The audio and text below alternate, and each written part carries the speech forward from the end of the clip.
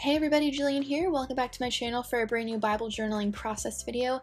Today I am trying something new in my Bible. I have taken some inspiration from several women on the internet and wanted to kind of share how it came together with you.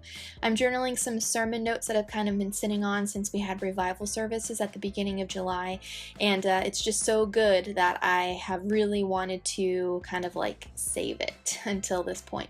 So I'm showing you here some canvases that were done by artist Lindsay Wilkins. I'll go ahead and link her below with her Instagram account.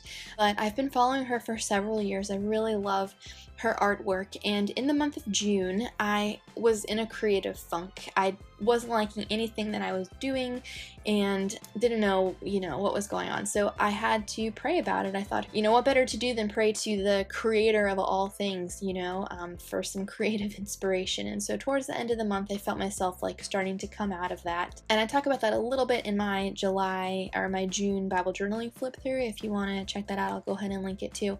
But what I wanted to do was just look at some of my favorite artists and maybe try and glean some ideas from them, get some inspiration, maybe try out some similar techniques in my Bible or a similar look in my Bible.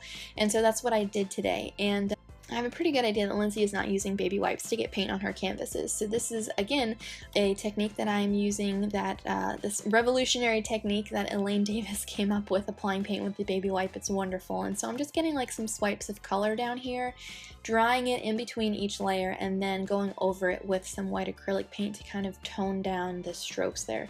So these pages are super crinkly and I love it. It doesn't bother me at all. And I'm going to go ahead and get my sermon notes stamped down and written on top of here.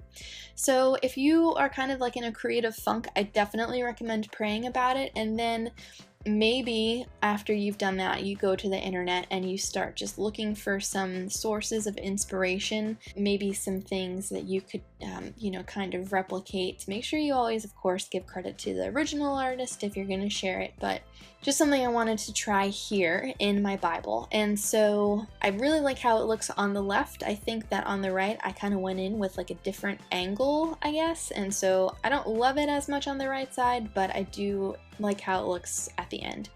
So I really like the detail that Lindsay puts in her paintings, and so I'm trying to imitate that here with some bronze Martha Stewart craft paint and a teeny tiny itty bitty little brush here to get these little brush strokes down. And I'm going to do that in 3 places on both pages. I've really been loving doing like double page entries, and I knew that I had so many notes from this sermon that I needed both margins to get them down.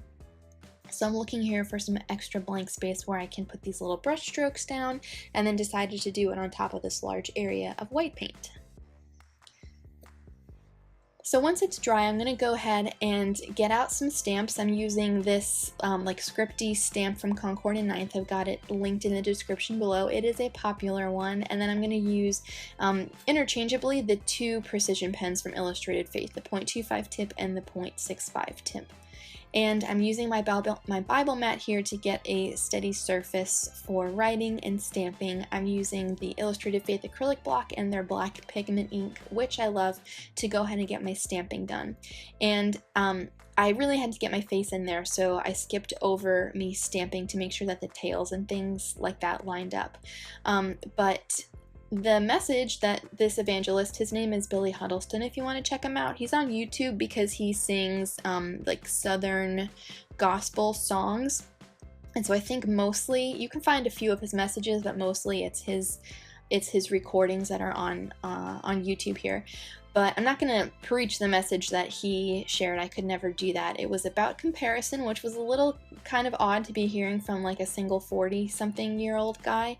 But he said at the beginning, this isn't originally what I was going to talk about, but I felt led to share it because someone in here might need to hear it. And so I told him afterward, I was like, maybe I was that person. And then, I told him that like hearing this, going through Psalm 73, like this ancient instance of comparison, like really And learning about the resolution like really put a period at the end of something that I've been struggling with for the last several months, and I feel like now I'm able to move past it. So you can see here I stamped out 3 words, and they're kind of random if you just look at the page: praise, compare, and bitter, but those were the big points that I really wanted to pull out of my notes. And I've done that once before in Romans, and I just kind of have to move past it and not worry about it too much. So I did a lot of writing here, as you can see, and I'm wrapping it up with this phrase: worship gets your mind off the temporal and to the eternal. Asaph, the author of this psalm, was a Levite who was chosen by God to minister before the ark, and he allowed himself to become embittered and an emotional wreck by comparing his life to that of the unbelievers, and seemingly how much easier they had it than he did. And so as he moved through this psalm and shared how Asaph was able to move past that, I absolutely just kind of clung to that and definitely wanted to include these notes in the margins next to this psalm. So that's it. If you guys have any questions, feel free to leave me a comment below. Thank you for watching, and maybe let me know where some of your favorite places to find inspiration are.